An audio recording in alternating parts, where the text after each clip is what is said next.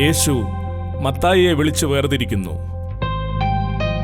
മത്തായി 9:9 മുതൽ 13 വരെ.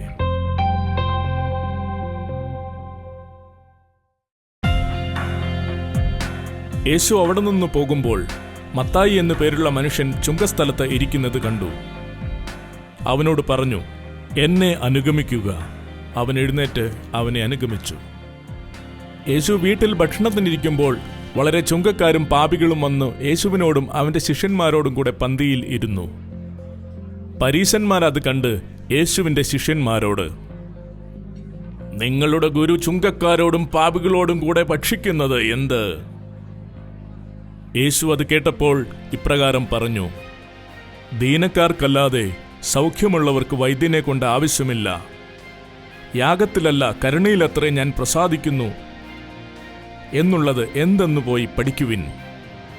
ഞാൻ നീതിമാന്മാരെയല്ല പാപികളെ അത്രേ വിളിക്കുവാൻ വന്നത്.